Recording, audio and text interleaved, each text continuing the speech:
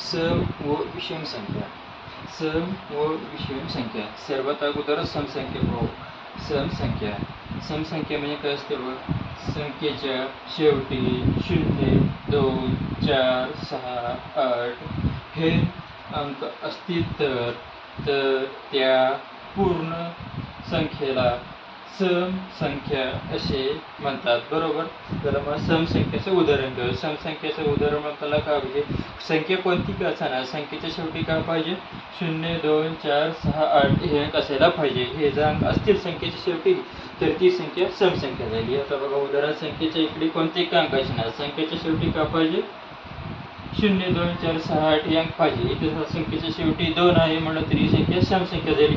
दुसरं उदाहरण, संख्येच्या शेवटी इकडच्या अंकाचं काही ध्यान नाही आपल्याला, संख्येच्या शेवटचा अंक बघायचा. संख्येच्या शेवटी इथे 0 आहे, 0 आहे म्हणलं तरी आपल्याला काय पाहिजे, 0, 2, 4, 6, 8 इथे 0 आहे, 0 आहे म्हणलं तरी ते काहीतरी समसंख्या झाली. आणखीन एक उदाहरण,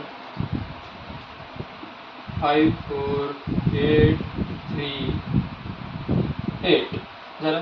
संख्येच्या शेवटी काय आलं, 8 आला. 8 आला म्हणून तर कोणती संख्या झाली, ती समसंख्या. आता झाली समसंख्या, तुम्हाला क्लिअर झालं. समसंख्या झाल्यानंतर आता कोणती संख्या आहे, विषम संख्या. विषम संख्या.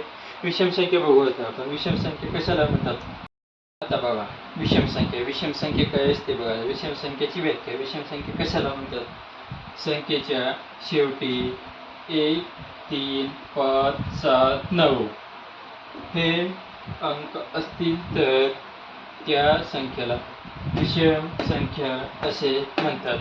झालं. विषम संख्येची व्याख्या झाली. विषम संख्येची व्याख्या झाल्यानंतर विषम संख्येचं आपण एक उदाहरण बघू. विषम संख्येचं उदाहरण कसं राहते, 5, 3, 0, 8, 9 का पाहिजे आपल्याला, संख्येच्या शेवटी 1, 3, 5, 7, 9 हे अंकापैकी कोणतं तर एक अंक असेल तर ती संख्या कोणती झाली, विषम संख्या झाली. संख्येच्या शेवटी इथं काय आहे, 9 आहे.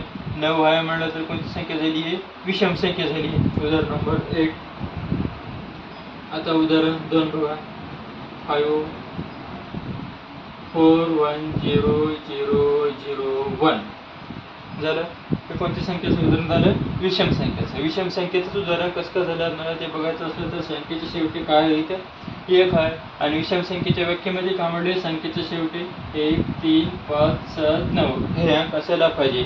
विषम संख्या म्हणजे या संख्येच्या शेवटी 1 आहे म्हणून ते कोणती संख्या झाली, विषम संख्या झाली. आणखी एक 3 नंबरचं उदाहरण, 5, 3, 2, 8, 9, 7 कोणत्या संख्येचं उदाहरण झाले, विषम संख्येचं. कसं काय झालं, संख्येच्या शेवटी 7 आले, 7 आले म्हणलं तर कोणतं झालं, विषम संख्येचं उदाहरण. आपल्याला काय पाहिजे, संख्येच्या शेवटी 1, 3, 5, 7, 9 ह्यापैकी कोणतं तर एक अंक पाहिजे. इथं संख्येच्या शेवटी 7 आलंय म्हणून हे कोणतं झालं, विषम संख्येचं उदाहरण झालं.